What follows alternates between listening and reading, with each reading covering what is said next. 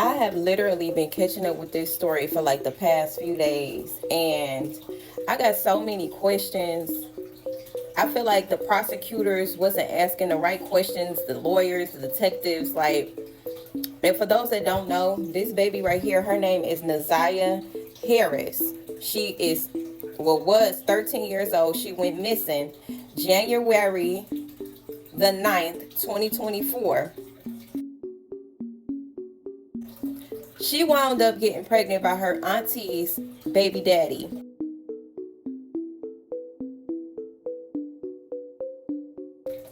whom he had 5 children with.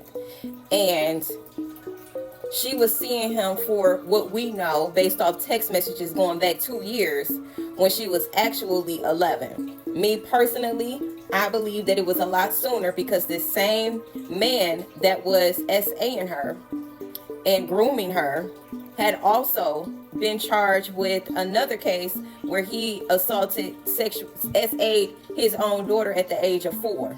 And if it wasn't his daughter, it was his girlfriend's daughter. However, he served time for it. This happened in my hometown, Detroit, Michigan, on the east side near Bedford and 3 Mile. Okay, so if you guys don't know about this story, we finna dive into this, because I'm feeling like everybody and their mama literally failed this baby, and she was literally looking for love in all the wrong places, and she just needed some sense of validation. Now, about 3 to 4 days ago, they had a preliminary hearing where they basically have the witnesses get on the stand and they tell their remembrance of what happened, from the detectives to the grandmother who had guardianship of her auntie who also lived in the house with her and the grandmother, and girlfriends. I think it was 2 girlfriends. One was a fiance, one was a girlfriend, and several other people. Now, the little girl, NAZIYAH, went missing January 9th after she got off of the school bus. She normally was expected to be home by 3 p.m., stated by her grandmother, who I'm going to show a picture of right now. This lady right here, she said that she normally get off the bus about 2:50, and it takes her literally 2 minutes to walk home.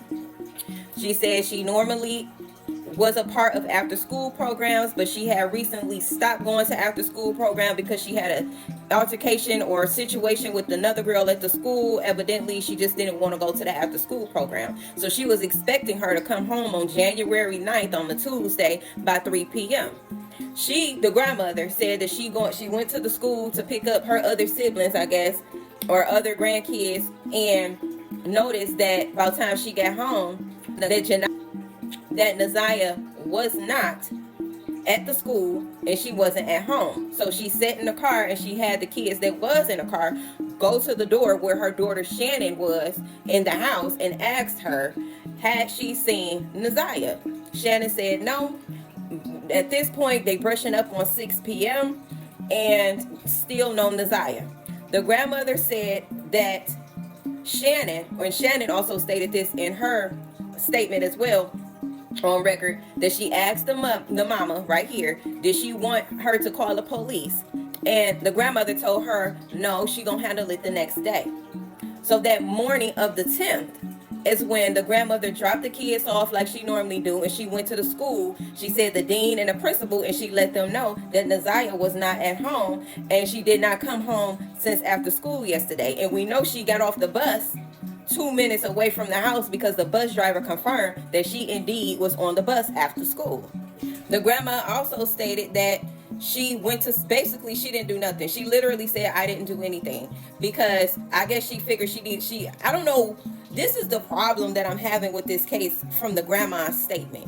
She was the guardian of NAZIYAH, and she adopted NAZIYAH several years back. I think she said in 2016. So she had been the guardian of NAZIYAH for quite some time, because NAZIYAH's biological mother is on drugs and not able to care for her.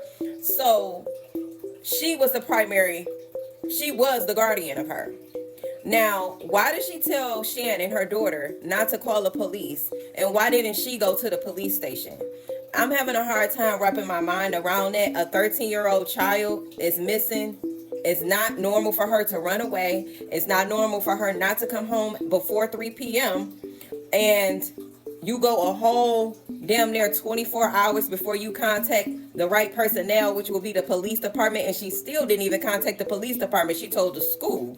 And Detroit public school police officers took on the case. It still wasn't by the Detroit Police Department. The Detroit Police Department didn't get a hold to this case until February 14th, a month, or 13th. It was a month and 4 days after she actually was missing before the Detroit Police Department picked up this case. And the grandmother never called the police. It was the school that called the police. And I believe the police officer, the Detroit public school policeman, went to the house where he met her at the house, or something like that happened. But anyway, the point is, she waited.